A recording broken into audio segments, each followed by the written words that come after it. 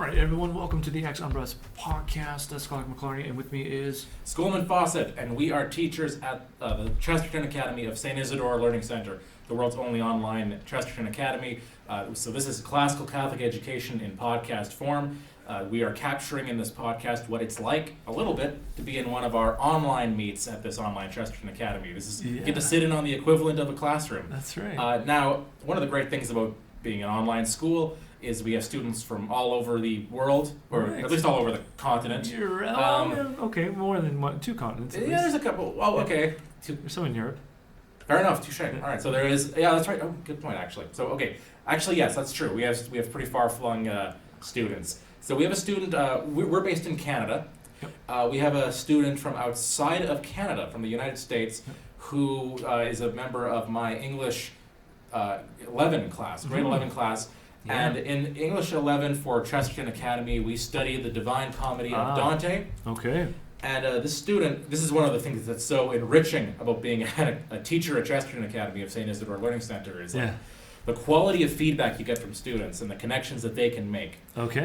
As we concluded the Divine Comedy, I asked if anyone had any reflections. And this student, whose name I won't mention, but I will say she's female because that's important, she said that it reminded her, she realized that this recent album by Hoizer made references to the Divine Comedy, to the Inferno. Yeah. And I thought, oh, that's really neat. First of all, good for you for noticing that. Right. But I asked her a little bit about this, and we had a bit of a discussion. Okay. And eventually I realized there's content here for us to talk about on a podcast. This is a good example, actually, I think, of classical education, because we've discussed before listening to modern pop music or watching movies through the lens of classical education. Yeah. And in one sense, people think classical education, it means you read the classics. And that is true. Yeah. That shapes the way you think. And Dante's an important writer for this. His letter to Cangard, where he kind of explains you need to read the Divine Comedy the same way you'd read the Bible. It's a very important text for how to interpret classics. But it's also about, it's a way of reading any text or watching any film or listening to any piece of music. Yeah. You can do it in a classical way. Sure. By applying some of the interpretive lenses we've talked about that originally are developed to interpret Scripture, right? The four senses. And this is a good example of that. So I asked the student. Well, here's another idea. Some songs for us to look at. You know. Here's another idea, though, as a fruit of classical education. Ooh. Is that you. I don't know if this is the best metaphor or not, but it's almost like Israel in exile. And by what I mean is, we find ourselves in a world which is continually moving. So the ground beneath our feet is shifting, and that causes this tumult causes all sorts of confusion, consternation, and anxiety amongst individuals. And so a rooting in the classics provides us with an anchor of sorts. It provides us with a grounding in which we can understand where Western culture has come from. Also in which much of our faith has been articulated. And that allows us then to see where we are now. Sure. And perhaps, it depends on how you if you're a pessimist or optimist, but wherever things end up going, we have a light, a beacon, a ground for understanding where we are, where we're going to, and by extension, Babylon. Right. So we have an ability now to understand what others are saying, articulating who might be going somewhere else in their trajectory, or have a different vision of where things should be headed. That's a very astute way of putting that, because I had only ever heard one Hoizer song. It's apparently Hoizer. I looked up interviews of him, but it's like 3 syllables. So I'll try to say it, Hoizer. He's from Ireland. Maybe it's the accent or something. Okay. But I, like most of the world, back in 2014, I heard "Take Me to Church," which was his song that got really popular. And that was a song that used religion as a metaphor for an intense romantic relationship. Yeah. And it was, of course, controversial because it was seen, rightly as like sacrilegious or blasphemous. Yeah. Now, it was also, I thought, not that great of a song. I thought it was sort of dreary and not that well written. That same motif is done. Our own Canadian poet Leonard Cohen did that a lot. Right? Hallelujah is a very famous example. Yeah. Madonna did this as well, right in the 80s. So I didn't think it was. It's offensive, but it was not that interesting to me. So I asked the student, what does she respond to about Hoizer? Why does she like listening to him? And so I'll quote from her email. First of all, she Okay. said, "The vibes are top tier." Now, Alright. full disclosure, I think we agree. Because we started listening to this most recent album of his, Unreal Unearth, for research purposes, and I Yes. think we've both become a little addicted to it, Yeah. which we'll get into, Yeah, I but we've been think- listening to it on loop a little bit, so Yeah. fair enough, we agree Yeah. with you. The vibes are immaculate. And then she talks about how she appreciates the way he knits together mythology, politics, and religious imagery in a 3-minute pop song about being in love. Now, fair enough. Now, we're going to critique some of his use of classical literature Right. and mythology, but it's commendable that he's doing it. You know, it's impressive that he's able to kind of work in that world. Let's say, Right. I think. Yeah. Now, this is the interesting thing, because as I was doing research on Hoizer, I saw one video called "Why Do My Teenage Daughter's Friends All Love Hoizer?" Oh. So I'm going to guess wow. that there's our student is not the only young lady who likes this stuff. Okay. So her comment was, "It's nearly impossible to find a male artist who writes about women in a way I find remarkably similar to the female gaze." Of course, it's a concept from sociology, right? There's the male gaze, so the way that men view each other and women. Oh, The yeah. female gaze is kind of the inversion of that. What's the difference? Well, that's a whole sociology. Oh, okay. Well, the way that think of an action movie from the 80s. Okay. How about that as an emblematic of how are the men portrayed, how are the women portrayed? That would Okay. be that. Some might say that's an example of the male gaze, right? Oh, okay. And it's feminists and sociologists might say that's the default setting for society because it's male dominated or it's patriarchal. Okay. That's an interesting topic in its own right. But the female gaze would be kind of a womanly perspective on these things, and our student says that Hoizer is able to capture that. She says okay. everybody loves women, right? Everybody loves women, she writes.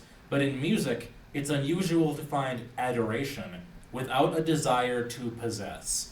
In his music, love is close to worship and the farthest thing from ownership.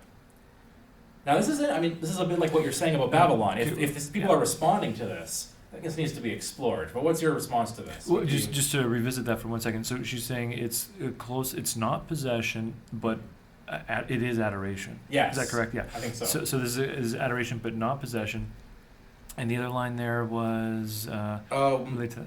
Well, he everybody loves women, but it's unusual to find adoration without a desire to possess. And this might be right, part of the right. male Yes. gaze, right? Okay, Is that maybe right. the male gaze is women are like beautiful and they're like trophies. Right. The more you accumulate, maybe the more impressive you are, Yeah, or you yeah. conquer them, right? Sure, It's a sign of your yeah, masculinity. okay. So this could be even a Baconian type of vision of reality where we manipulate objects and so forth, and people are just other objects, including women. So that's why we want to possess. Yeah, or like good old Machiavelli saying fortune is a woman and you need to right. conquer and tame her if you're one. Right. And young men are better at this, and this kind of deal. Or that would be maybe a male gaze perspective. As so. opposed to receptivity, perhaps, and just Sure, enjoying the presence of another for who they are. Possibly, Something along these lines. Okay. There's wonderful avenues we could go down there about Bernard of Clairvaux talking about the soul being kind of feminine towards God or something like that. Right. But I think today, instead of that, we're going to Machiavelli. We wanted to talk about another Italian who also wrote about love. Yeah. Which is Dante, who Right. Hoizer admits he was inspired Right. Unreal Unearth. Now, this album came out a couple of months ago, I think, or August recently. 2023. I Yeah. think the full thing was released. Okay, that makes sense. So Hoizer talks about in interviews that I've seen how he during lockdown he had been reading the Inferno by Dante. Yeah. All right. Who wouldn't? Who wouldn't read? Of course. Yeah. Well, sure. Yes. Now it is. This is important. Dr. McLarney has a copy of the Inferno, which is not a book. I'll get to that in a minute. But and in some ways that inspired his reflections. So the album, in some ways, is riffing on that. Because in some sense we were all in hell and we were all going in circles, not getting anywhere. During lockdown, he describes. Yeah.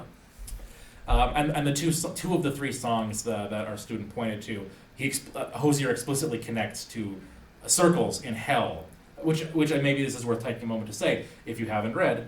The Inferno is Dante's poem about his descent into hell, or at least it's the beginning of a poem. Yeah. It talks about his descent into hell, which is 9 circles. Each circle is dedicated to a sin, Yeah. and as he travels, he sees the people there and how they're being punished and how they're suffering.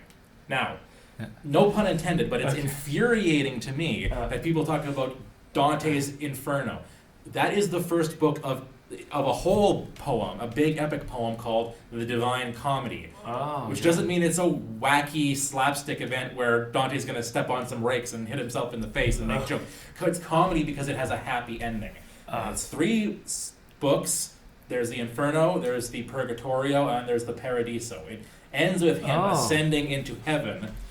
So, this is only part 1. All right. This is only part 1. This is talking about, I mean, it's like talking about the Fellowship of the Ring or something.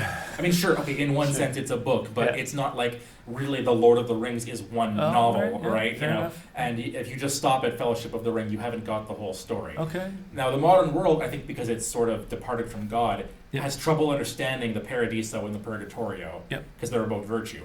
But they understand the Inferno, because it's all about sin and vice. And Hoizer understands this. Hoizer, a little bit of background, his parents were Irish Catholics, but they converted to Quakerism. Right. Yep. Now, the Society of Friends, which is they have no real liturgy, the Quakers. Their meetings are they sit in circles and they wait for someone to be led by the Holy Spirit to speak. Yep. So it's not high liturgy, it's not high doctrine, it's more about personal encounter with God and political activism. You know, you have a lot of Quakers who are, anti-war protesters. And Hoizer himself is now an agnostic. I would argue he's basically still a Quaker. Okay. Because, he has this sort of personal relationship with, he says he still sees the divine in every person, which he says he learned from the Quakers. Right. There's a divine spark in everybody.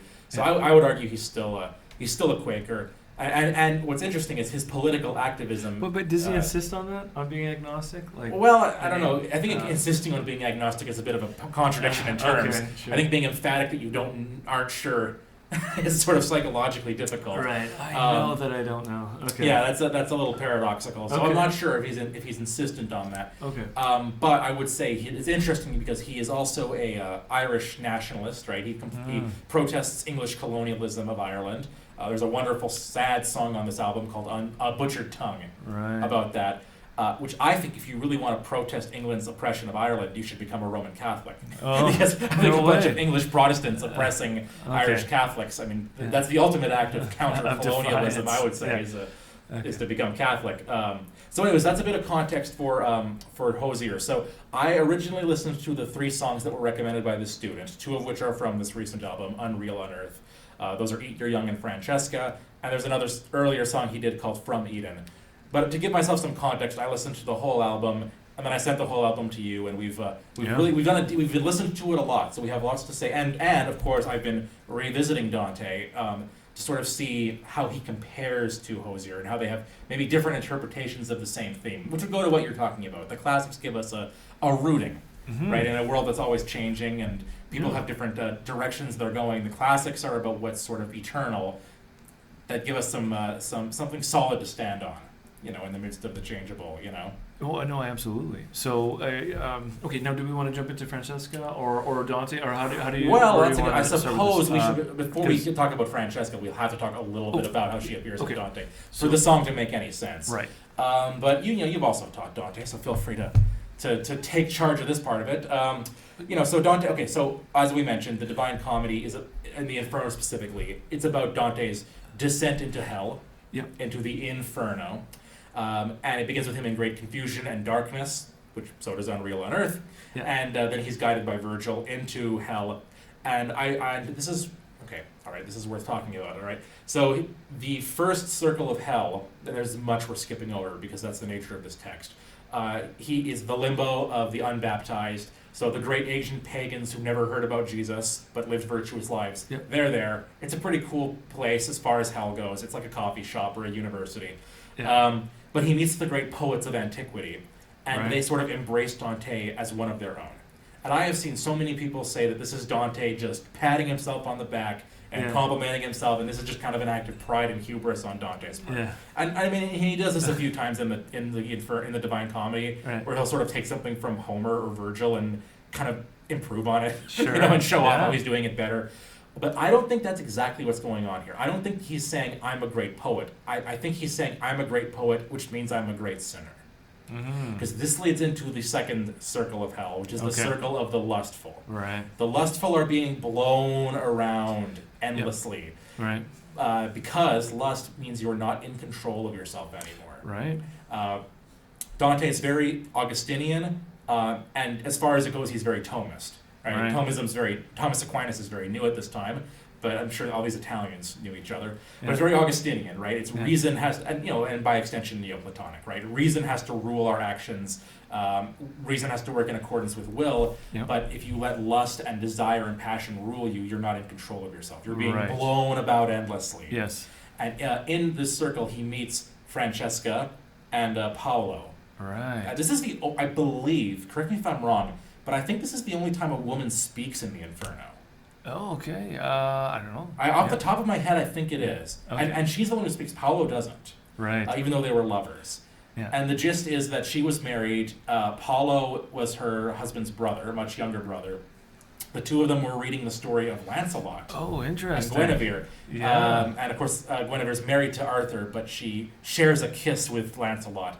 And she's so moved, they're both so impressed by this portrayal of illicit but passionate love that they choose it. They know it's wrong. Mm-hmm. But when you're in love, you can't control what you're doing. You're out of control of yourself. And they share a kiss, and her husband is so enraged he kills them both, and that's why they're here. Right. And this is, even before Hoizer, a lot of people have commented on how almost sympathetic Dante seems to them.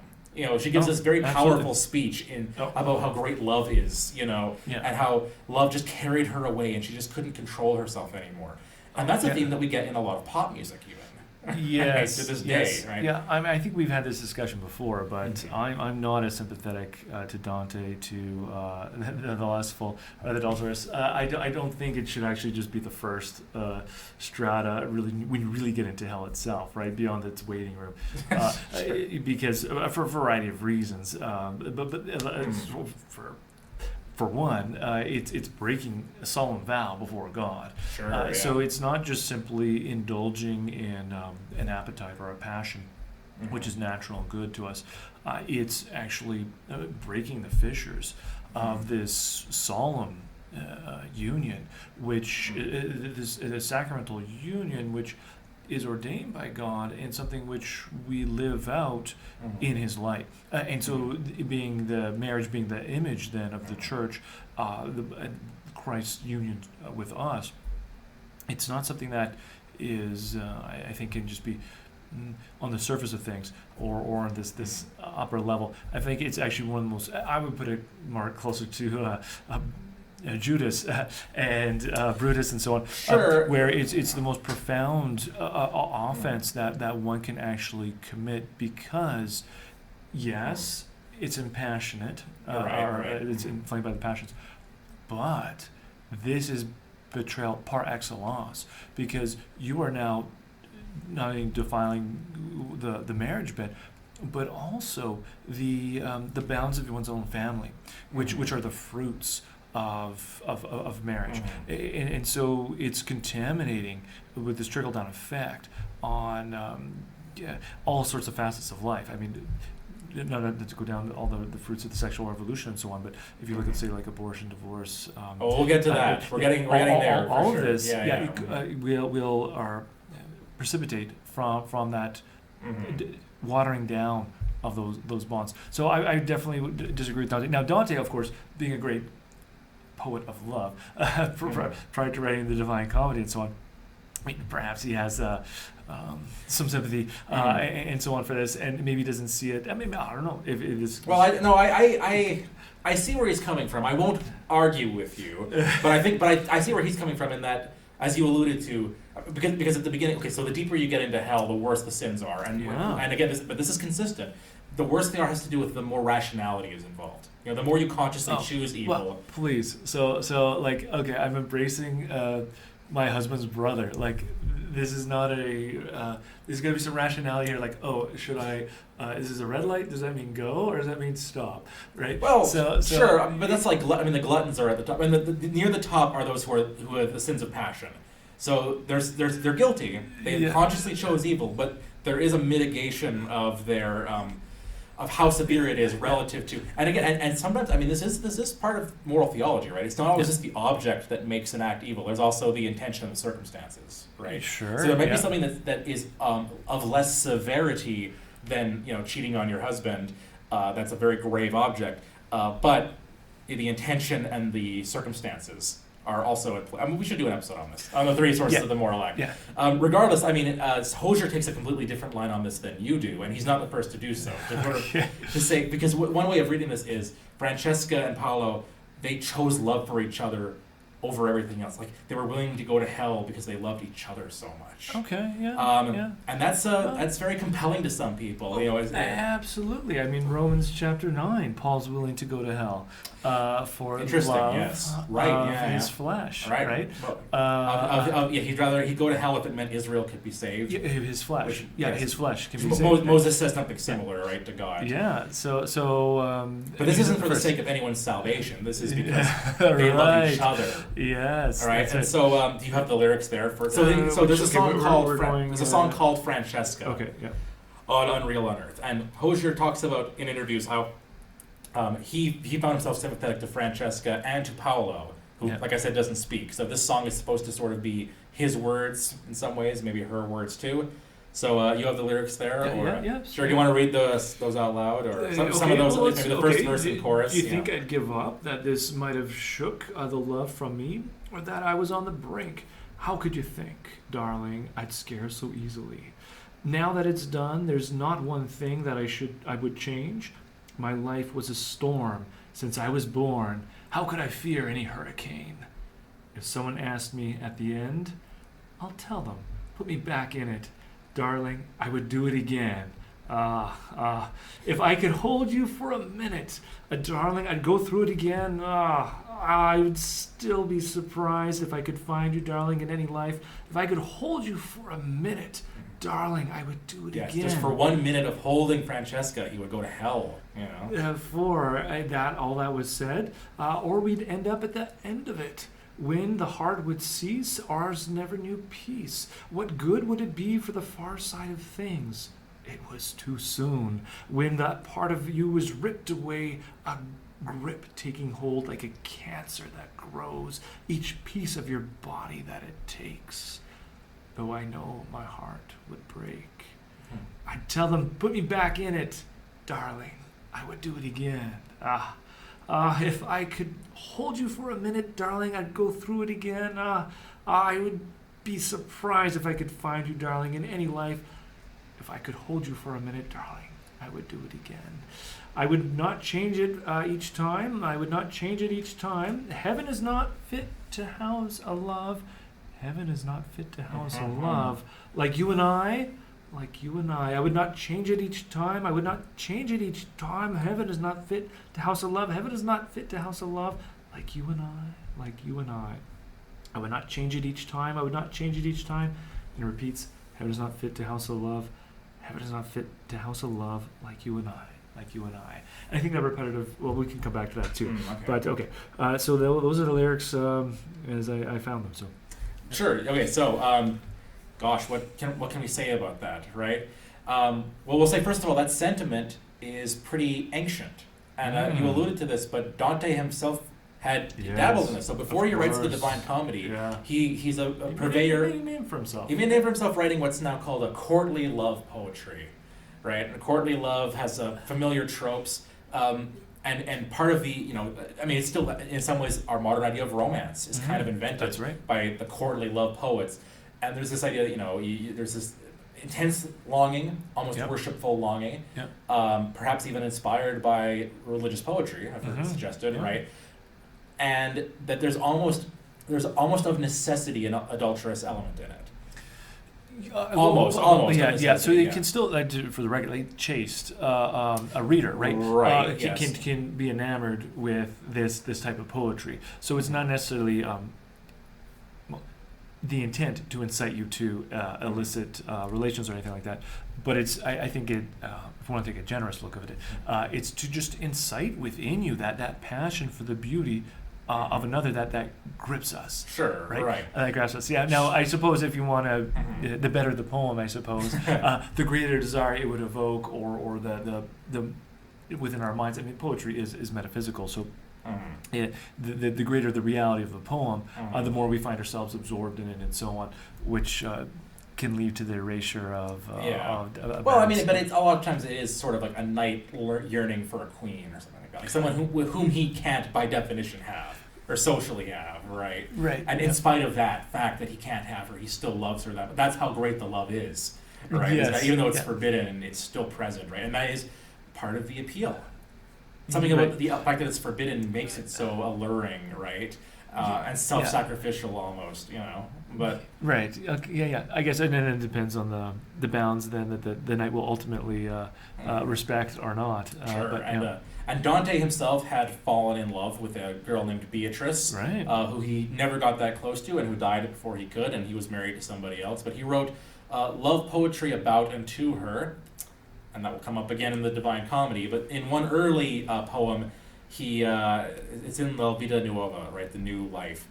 He has a line in one of his poems that love and the gentle heart are one. Oh. And what's very interesting is now he finds himself, having written that line, now he's in hell, and he's talking to Francesca, who's talked about how what she has read has inspired her to commit this sin that has damned her. Yep. And she talks about Lancelot, although she didn't read to the end of the story. Okay, that's a very important detail. Which I don't, you want to speak to that. Well, absolutely, because, Lancelot is noted, and Guinevere, they have their escapades, which they embark on. Mm-hmm. However, the culmination of at least Mallory's King Arthur happens. One of the fascinating turning points is Lancelot's development. So it's not he doesn't just turn on a dime, but he's gradually undergoes a transformation, which is precipitated, or I guess culminates with her refusal to kiss him. Mm-hmm. So, and she's already professed, she's already got herself to a nunnery. And Lancelot has is professed at least the same, right? But he still wants to kiss her. Mm-hmm. But she rebuffs him. And this is kind of like, sometimes you need a bucket of cold water splashed on your face or something like this to finally wake you up. But it is a key turning point for him. It's rectifying what had gone wrong. Mm-hmm. So if you've only read some of the story, you might not actually see how the things end up. Sure.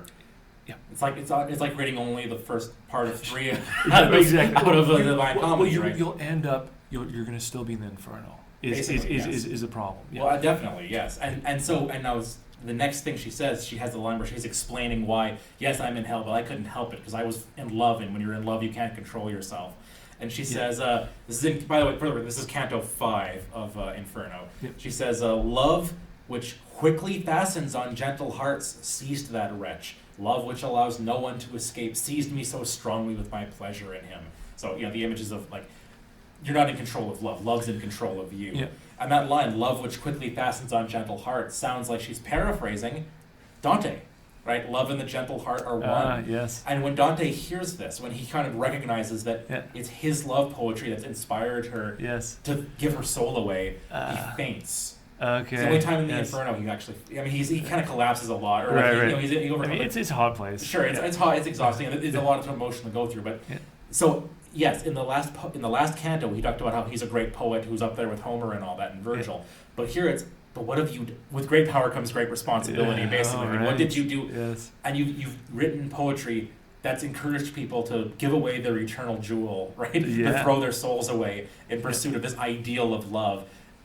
Where does it really lead you? Well, it leads you to hell. Now, someone like Hoizer will say, yeah, but that's worth it. Love is so beautiful. Love for another person is so beautiful. But I think that's something that happens when you really forget about God or don't think there's a God there to love you, right? If the world's hopeless, just pick somebody to love, right? And invest yourself in them. And sure, you'll go to hell, but at least you'll have found someone who makes you feel meaningful. Yes. Okay, now 2 things to say about that, maybe, or a few. But sure, go on. Sure. So one is, now it really depends on how you understand love, right? So, like Sybil in the Aeneid, she goes into this frenzy and ecstasy where the spirits take over her, and she has these oracle powers and so on. Virgil is presenting us with this idea of being ecstatic in the sense of being consumed by another spirit, to the point where you lose your faculties almost, and you're channeling something else, which is important to note.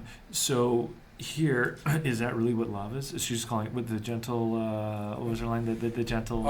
it takes hold of you, or how should I say, love which fastens itself on gentle hearts. On gentle hearts. Yes. Well, okay, so is that really what love is, right? If it's something that ultimately absorbs you. Now, if we go back to the ultimate love, God is love, a triune community, Father, Son, Holy Spirit, it's not an absorption of the other, right? So there's community, life-giving community, which by extension, God, in creating us, an act of love, is drawing us in as well to communion, not taking over us, yes. Right? So not possessing us in the sense of this, the gentle hearts that we do have, and we can't do anything but love in that sense, being driven by. So that's the first thing. But the second is, that this comes across even in Eat Your Young, this understanding that, because what's the opening there of Eat Your Young? Oh, was it say, I'm starving, darling? Yes. So there's different ways we can read what he's meaning there, but the bit about starving, that's the appetite. Yeah. Right. Now, how's it going to be satiated? His first point of reference, darling. So that love is possesses gentle, or what he thinks is love, right? Is possesses gentle heart, or Francesca thinks. This is now the frame of reference. And so this is the where are you going to go for satisfaction? Right? Where are you going to go? Well, now you're just left with that other object, that other person. I can't help but think of Dover Beach. So Matthew Arnold's a poem where basically he says, the sea of faith, which once was at full round the shores of the world, has now receded. And as it pulls back, what would we find from as the sea recedes? The world. Right? What does the world have? The world's not very satisfying. What he says is neither life. Here it is. Or neither joy nor love, nor light, nor certitude, nor peace, nor help for pain. So joy. This almost sounds like the antithesis of the fruits of the spirit. Right? So no peace, no certitude, no help for pain, right? No life, no joy.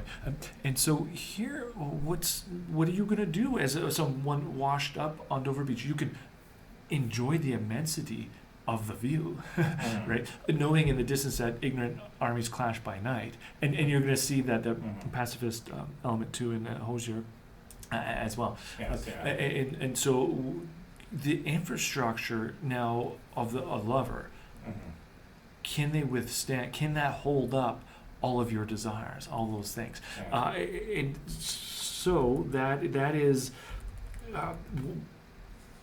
Part of the dilemma, or the reflex then of the lover is now to immediately go to the darling. Well, yes. Okay, so I'm glad you brought up "Eat Your Young" because that seems. So the next song we've been requested is "Eat Your Young," which seems like it's talking about something different. I'm going to argue it's not. But so that song is based on the Circle of the Gluttons, and this is political commentary area. This is Hoizer commenting now on corruption in our economy and in our society, and how children especially are used as like ammunition in the culture war, is what I say. In the United States, he talks about how they refuse to implement stricter gun laws, even though children are being killed in school shootings and things like that. So here, and he uses loosely kind of Dante's imagery of the Circle of the Gluttons to describe this. So here's some of the lyrics for. I've curated some of these. So it opens with, as you mentioned, "I'm starving, darling. Let me put my lips to something. Let me wrap my teeth around the world. Start carving, darling. I want to smell the dinner cooking. I want to feel the edges start to burn." I think that must be like a global warming reference to the edges of the earth burning. "Honey, I want to race you to the table. If you hesitate, the getting is gone. I won't lie. If there's something to be gained, there's money to be made. Whatever's still to come, get some. Pull up the ladder when the flood comes. Throw enough rope until your legs have swung. 7 new ways that you can eat your young. Come and get some, skinning the children for a war drum, putting food on the table, selling bombs and guns. It's quicker and easier to eat your young. You can't buy this fineness. Let me see the heat get to it. Let me watch the dressing start to peel. It's a kindness, Highness. Crumbs enough for everyone. Old and young are welcome to the meal.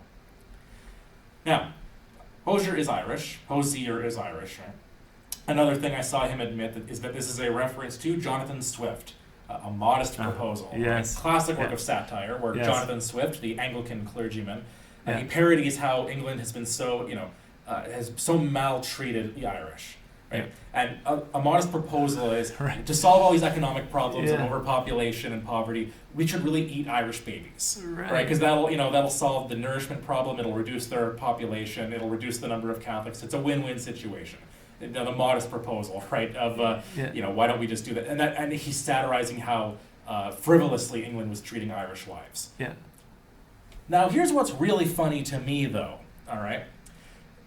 What leads to that attitude of, let's say, neoliberalism or capitalism or corporatism is individual selfishness, right? It's putting your own will and your own desires ahead of the common good.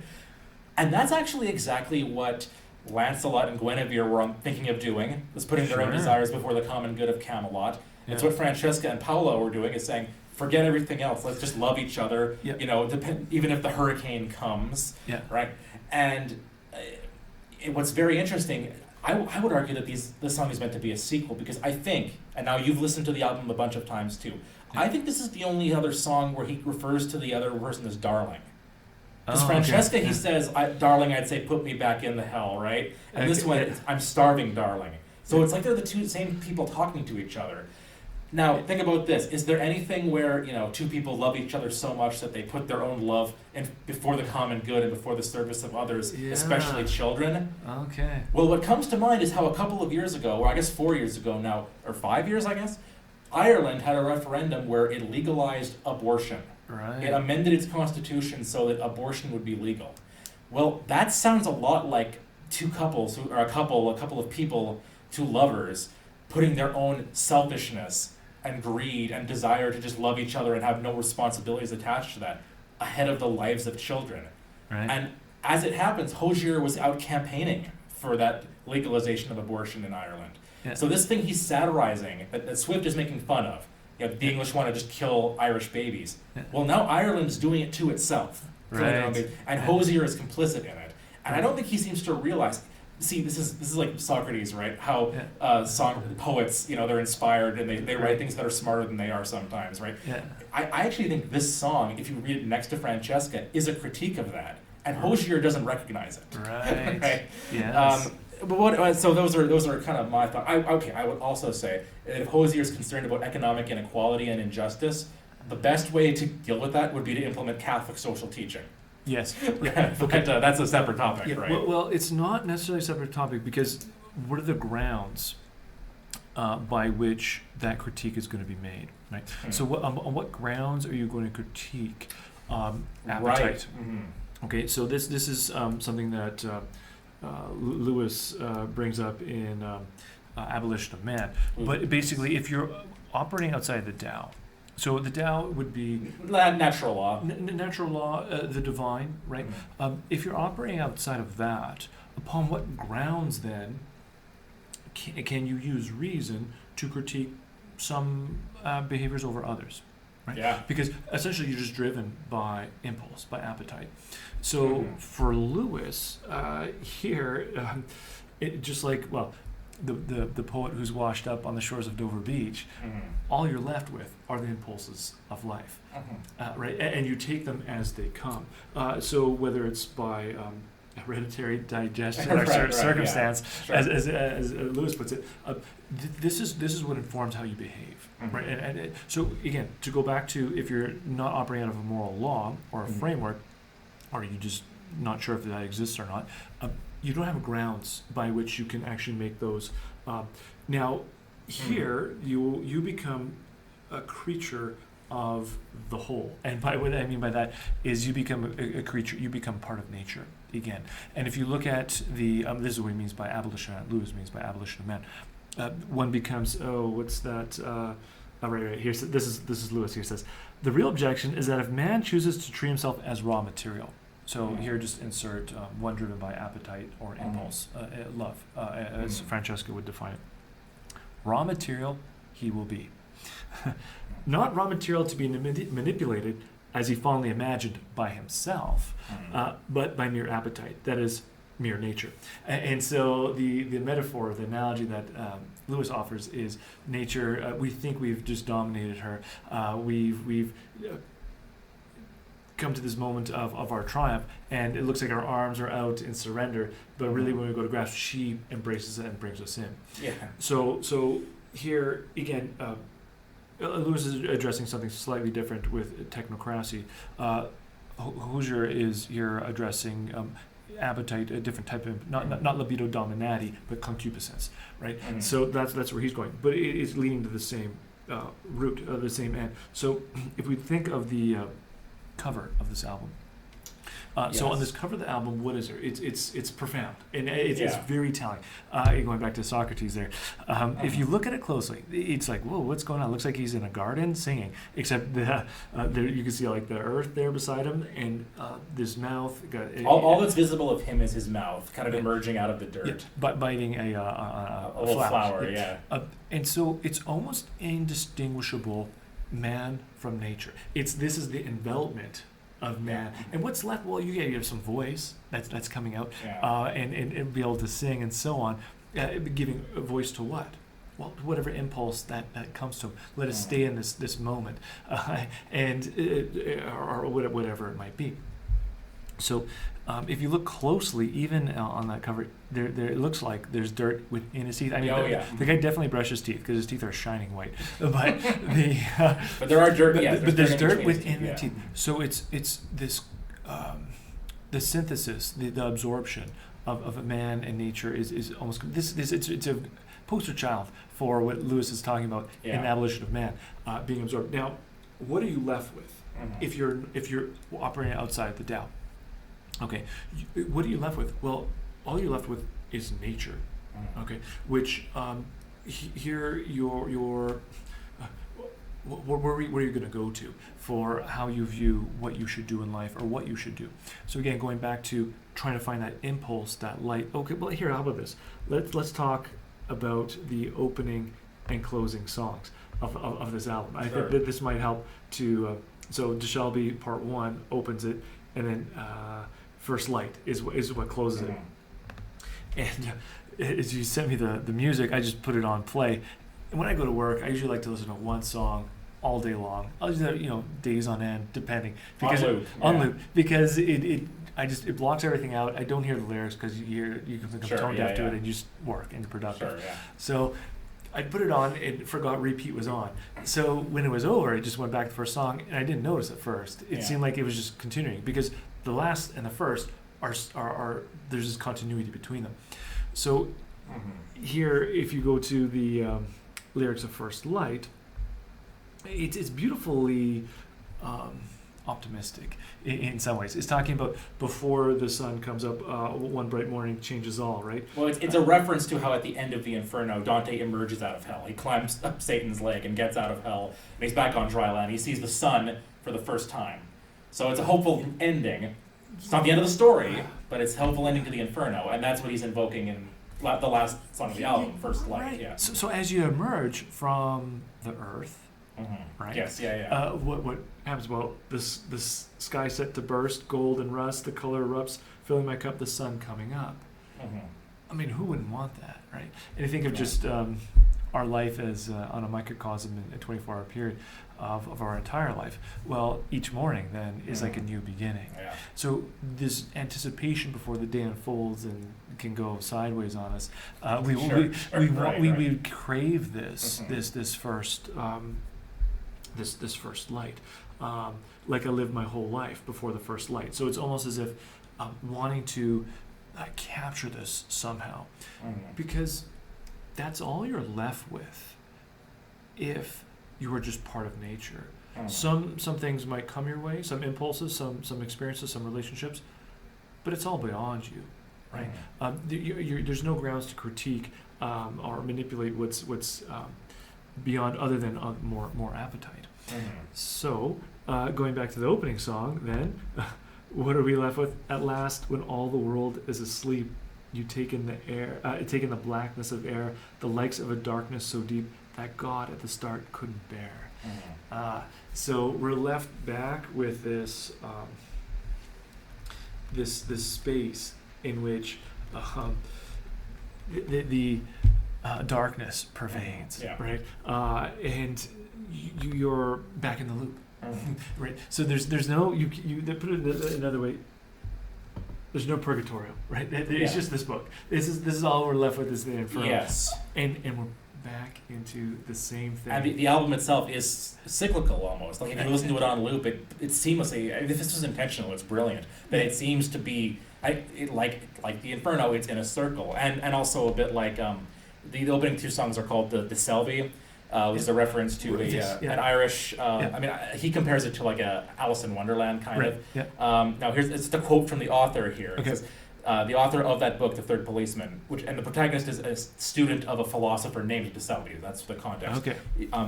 The author said, "When you get to the end of this book, you realize that my hero or main character has been dead throughout the book, and all the queer, ghastly things which have been happening to him are happening in a sort of hell he's earned for the killing. It is made clear that this sort of thing goes on forever." And then there's a passage that has been omitted from the novel that he wrote where he said, talks about hell is the beginning of the unfinished, the rediscovery of the familiar, the re-experience of the already suffered, the fresh forgetting of the unremembered. Yeah. Hell goes round and round. In shape it is circular, and by nature it is interminable, repetitive, and very nearly unbearable. It's cyclical, right? Oh, absolutely. And so, what are your options? What are your options? Well, okay. Yeah. Or that's what you might say, or it might say, right? But let's say that's not your worldview, right? Let's say there is no hope beyond that. So what are you left with? Basically, at that point, there's nothing to do but find someone to love. Exactly. And create your own meaning. And in that sense, what you have to do then is kind of what we're looking for is unity, right? And unity with anything created means dissolving yourself.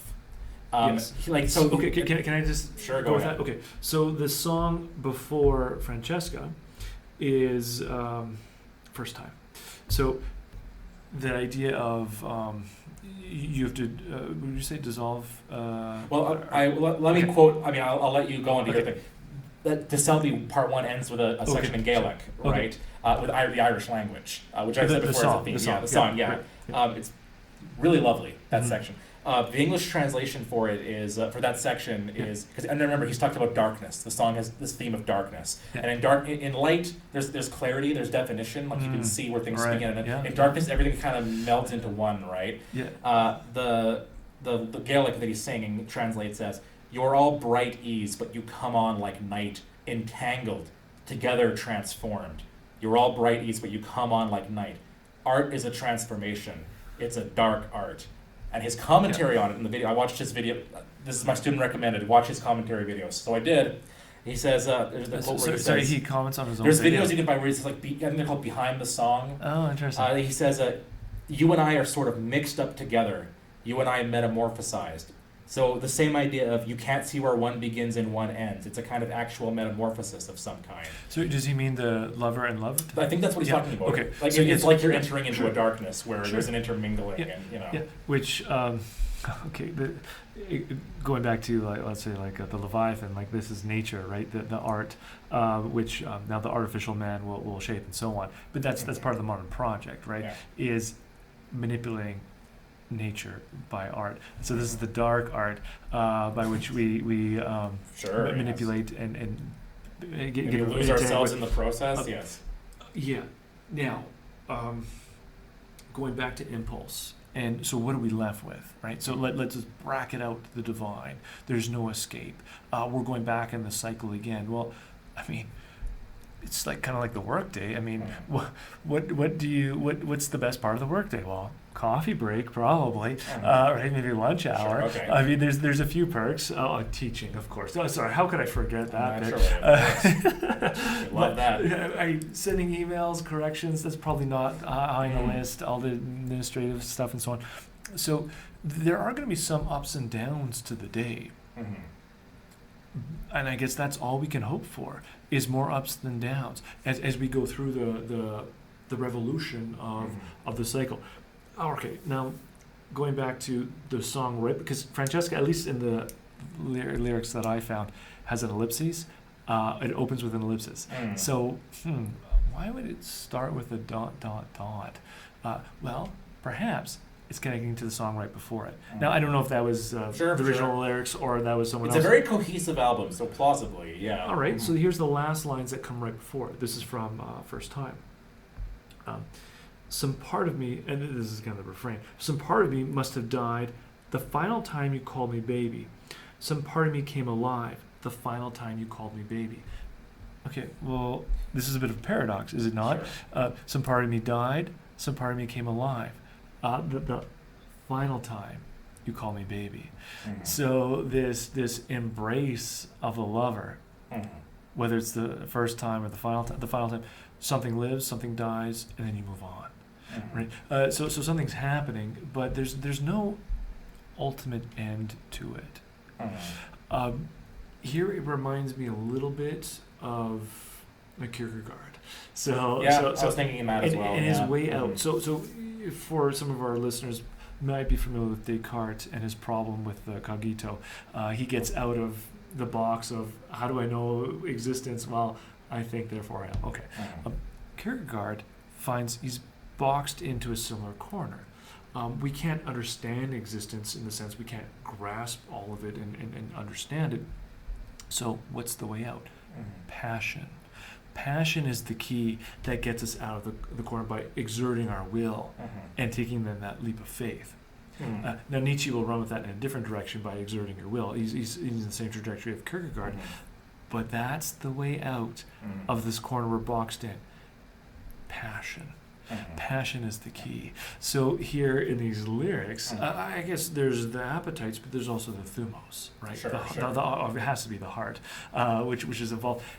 So some part of me must have died the final time you called me baby, and some part of me came alive. Yeah. So because this is. Well, sure, but Hoizer is essentially putting the language of death and resurrection towards a lover. Now, Kierkegaard has the credit that he understands that you have to do this towards the infinite. It has to be towards God. Right. To the point where he negates his own real-life love with Regine, right, in the interest of... Whole thing in itself, I'm looking at the clock. We got another song to get through. But okay, sure. I will point out, though, that thing of if there's no meaning, you have to get passionate about something, right? Yeah. Again, I don't know if this is on purpose by Hoizer, because if it is, it's a great self-critique. The opening lines, again, of Eat Your Young. Yep. I'm starving, darling. Yep. Let me put my lips to something. Let me wrap my teeth around the world. Yep. Now, in his video on the song, he says actually, he's intentionally opened it in a way where it sounds like it might be sexual. Right? I'm so starving, let me put my lips to something, and you're thinking, oh, it'll be a kiss. Oh no, it's about devouring the world. Yeah. Well, how interesting. Again, if you can put it next to Francesca, like they're both passionate desires. Yes. It's a meaningless world. Find your meaning in something. Yeah. You could choose someone to love, or you could dominate the world and get rich and leave everybody else behind. Both of those involve a kind of forgetfulness of the world, right? Yeah. Like, I mean, in the case of you love somebody so much that the whole world doesn't exist. It's just you and this person. Yeah. Even if you have to kill your own young, right? Sure. Or you love your desire so much that you don't care if you're going to burn the world with global warming or economic inequalities or whatever. And again, why should you? Why should you care if there's no deeper meaning to any of this, right? Right. Well, it's just again like the Hobbes. It's like the art by which we make. Like nature, we just shape it how we want. So this is the dark art, whichever direction we're going to take the dark art. Sure. And darkness, and I think Hoizer, his lyrics show where that goes. Because here's the problem with committing yourself to somebody who's not infinite: is they can turn on you and betray you. So there's a song called First Time. I came alive the first time you called me baby. Yep. There's another song on there called All Things End, which is about how relationships sometimes end, and not just end, but you can be betrayed.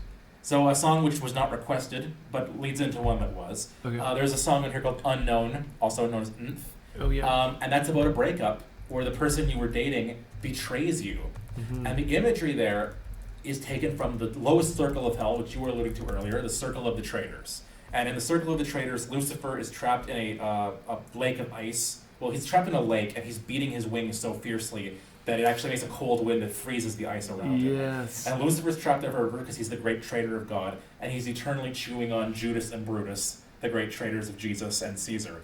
And in this song, Hozier compares his lover who's betrayed him to Lucifer.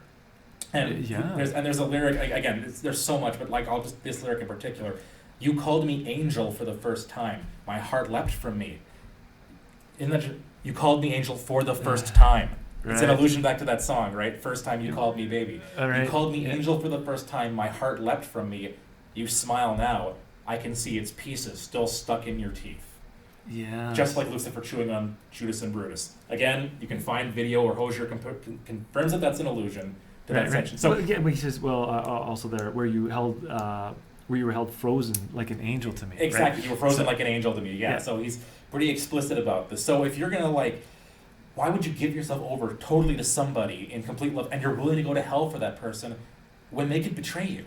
Right. What good does that get you? And what's funny is in the final song requested by our student, which is not on this album, it's an earlier song, From Eden, he portrays himself as the devil, actually. I'll just read the lyrics of that really quickly. Babe, there's something tragic about you, something so magic about you, don't you agree?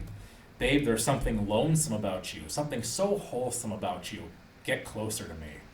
Honey, you're familiar, like my mirror years ago. Idealism sits in prison. Chivalry fell on its sword.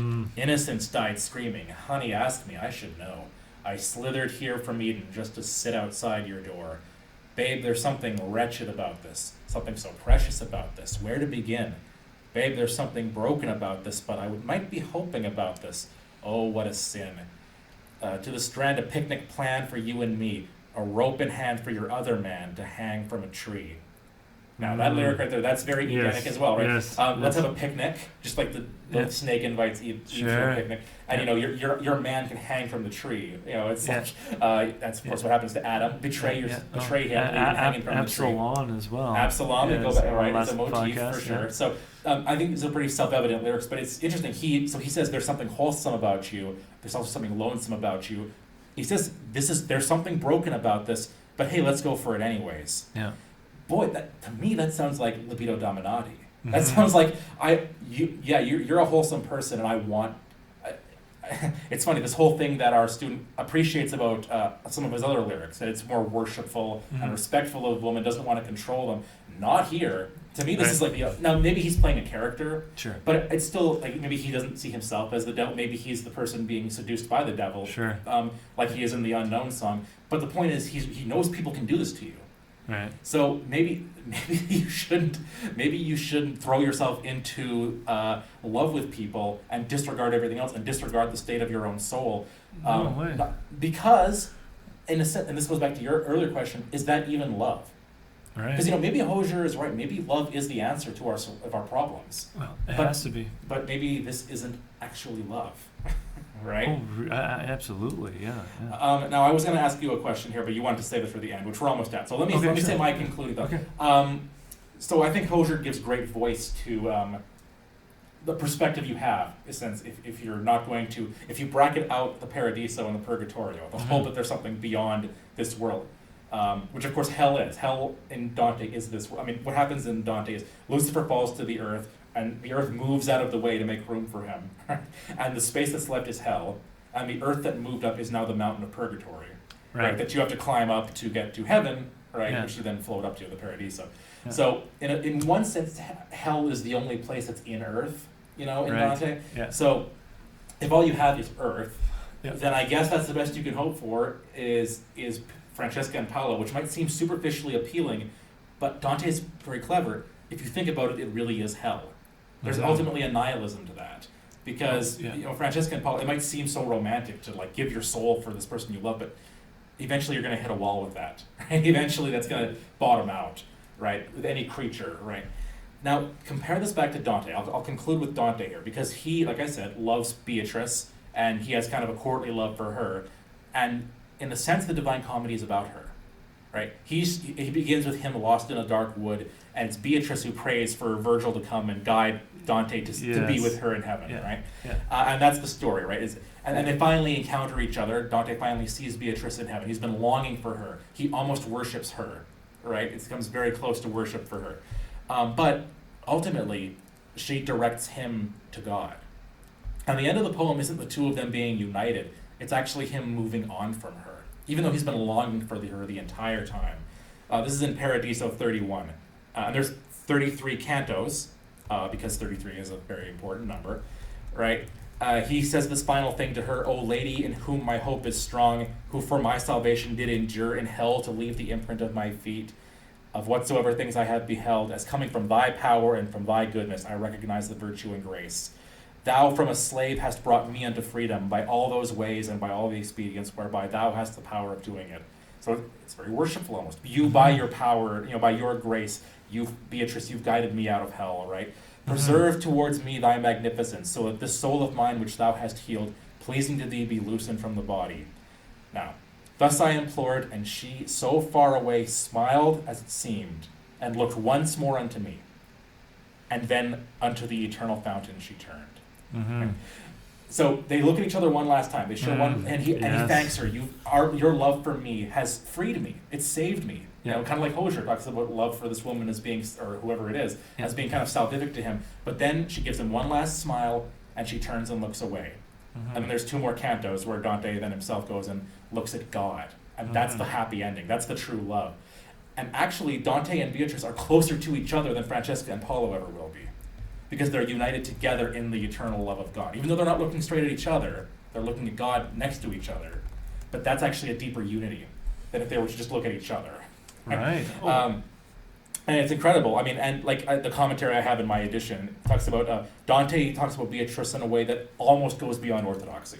It's almost idolatry, but he recognizes that she is an allegory and a means of grace, right? She's the one who leads Dante to God by virtue of her goodness and beauty, but those are reflections of the attributes of God. So she's a channel, not a source of grace. Yes. And that's seeing the fact that then Dante eventually goes on beyond her. He couldn't have got there without her. Yeah. And that, I think, is the most powerful romantic story probably maybe ever written, or at least it's up there. And I want to end by talking about another great Irish poet, C.S. Lewis, who had a powerful, heartbreaking romance as well with Joy Gresham, who he married, and a very interesting story there. But of course, she dies of cancer, I want to say, which Hozier uses some cancer imagery earlier in the album too. I'm going to read so then C.S. Lewis struggles with this, and he writes a grief observed about how he struggled with his faith after Joy Gresham had died. And so I'm going to read the final couple paragraphs here. He says, once, he's talking about when she was on her deathbed. Lewis says, once, very near the end, I said, if you can, if it is allowed, come to me when I too am on my deathbed. Allowed, she said, heaven would have a job to hold me, and as for hell, I'd break it into bits. She knew she was speaking a kind of mythological language, but with even an element of comedy in it. But there was a twinkle as well as a tear in her eye. But there was no myth and no joke about the will, deeper than any feeling that flashed through her. But I mustn't, because I have come to misunderstand a little less completely what a pure intelligence must be. There is also, whatever it means, the resurrection of the body. We cannot understand. The best is perhaps what we understand least. Didn't people dispute once whether the final vision of God was more an act of intelligence or of love? That is probably another of the nonsense questions. How wicked it would be if we could to call the dead back, which is what he had been earlier saying. He wished he could call her back because he missed her so much, but now he realizes how wicked that would be to call her back from God. And then these are the last two sentences. It's just, she said, not to me, but to the chaplain, I am at peace with God. She smiled, but not at me. And then he quotes Dante, and then unto the eternal fountain she turned. Oh man, it's just even reading that out loud is so powerful, right? So this is another question for Hozier. You give yourself in love to somebody, well, what happens when they die, right? What happens if they go the way of Beatrice or Joy Gresham, right? Well, ultimately, like if you want something that's adoration and worship that's not possessive, right? How is this? Through them they become an image of the God whose love really is eternal and infinite. Right? Yeah. And and the really loving act, the thing that's really liberating. If you really love somebody, you won't want them to worship you. You'll want them to look through you onwards to God, who has the real love, the love that created, the love that moves the sun and all the other stars, as the Divine Comedy says in its final line.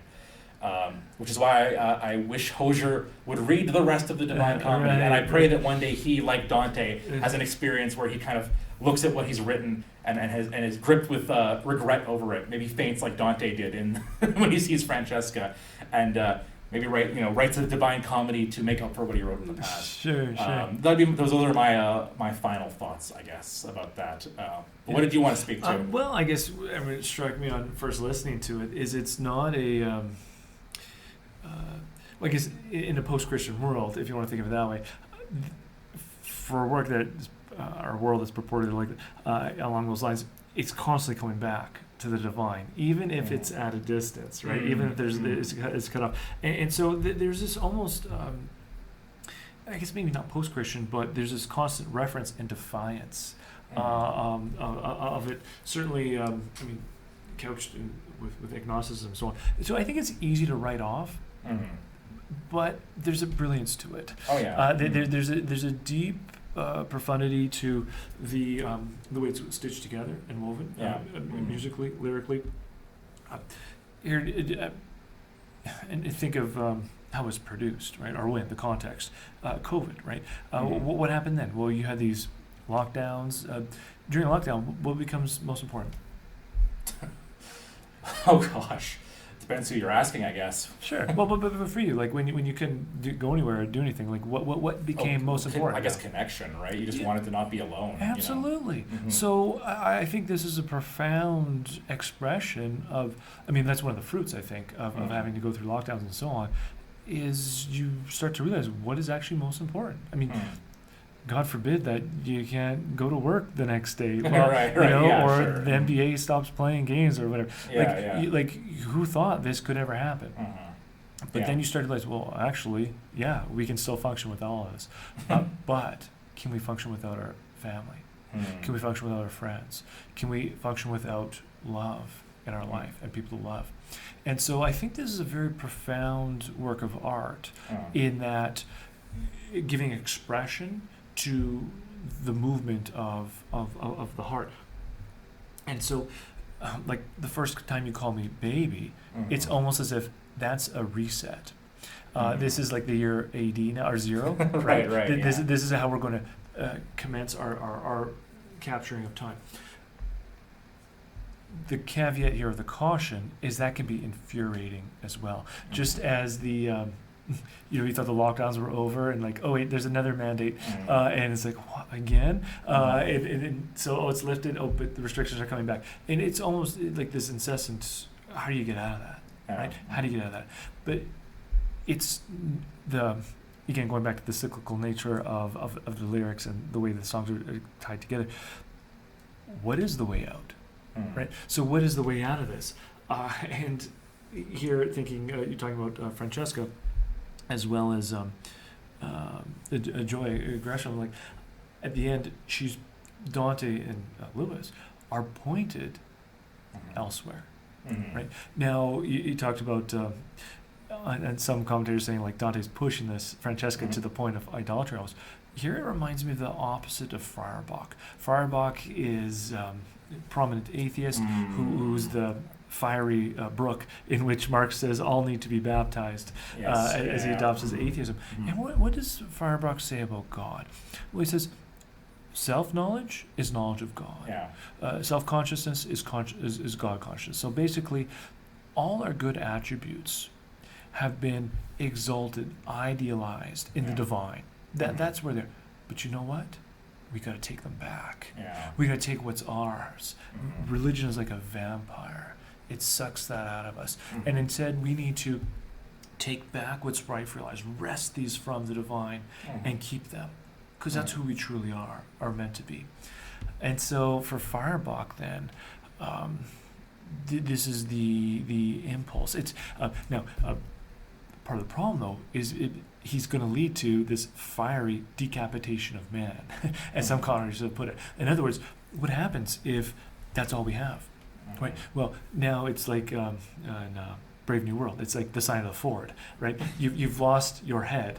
You've lost the noetic, right? You've lost reason. And by extension, the true vision of what reality is. All you're left with then are your relationships.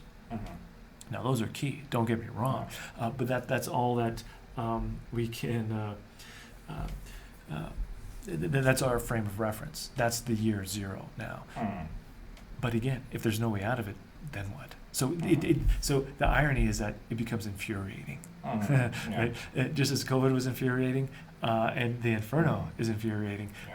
This, without a release, without a vision, without, well, as Augustine says, in your light we see light. So without that light of God, what are we left with?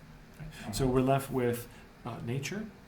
We're left with the relationships. We're left with being absorbed back into nature. Which the title, I think refers to. Because this is my Unearth. interpretation of it. Is that unreal you think of as an adjective, but then it's Unreal Unearth. Well, unearth is a verb, so then presumably unreal would be a verb too. So what would it mean to unreal something? I guess it'd be to dereel it, like to make it unreal, like to reverse it from reality into unreality.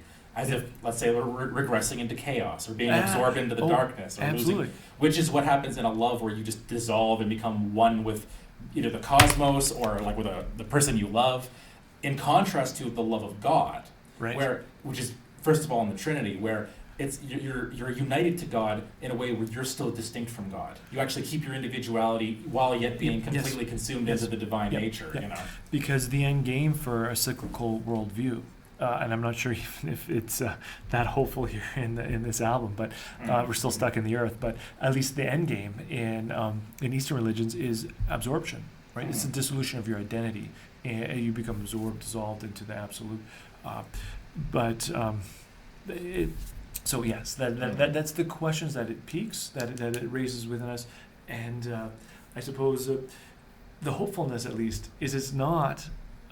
Entirely nihilistic, right? So there is... Believing in love is already a start. Exactly. It's already a start. I mean, I'll concede maybe that point to Dante in that putting the love in the earlier cantos. Classical literature wins again. Yes, fair enough. And I think in the future, a soon coming episode will be about Johnny Cash, who is apocalyptic, where there is an end. There's a definite end to history and a meaning, and Johnny Cash may seem like an odd comparison to Hoizer, but the more I think about it, the more fitting it is. But anyways, we're well over an hour now, so we'll get into that when we get to that. And speaking of the end, let's and I think it's a nice cleansing of the palate is to listen to when the man comes around, and it does get us out, I think, of that cycle. Right, because that's the breaking it up. But we'll say that perhaps. We'll say that, but let me just conclude by thanking our student for recommending those three songs. Really, this has been delightful to get into this music and to talk about this. And we'll do a couple more episodes on music analysis again. But so again, students who are listening, please submit your requests to us. We're not just doing this for your sake. It's really beneficial to us too, I think. Absolutely, yeah. So with that being said, you want to close in prayer, Dr. McLarney? Let us pray in the name of the Father, the Son, and the Holy Spirit. Amen. Heavenly Father, in the fullness of time, you sent your only begotten Son into this world to draw us out of darkness, to bring us into your marvelous light. We thank you for the cross and resurrection, which is won for us through this redemption and through the blood of the Lamb. We thank you, Lord, for this great sharing of your love. We thank you for raising up this world through the cross. We thank you for the relationships which we have. We thank you for all the loved ones who are in our lives, for the examples, the wisdom of the saints. We pray that they may be touchstones which point us towards you, your loving embrace, and your heart. We thank you, Father, once again for all your graces. We ask that you continue to allow us to grow in love of you and love of neighbor, for you are love itself. And we make this prayer through Christ our Lord. Amen. The Father, the Son, the Spirit. Amen. Amen.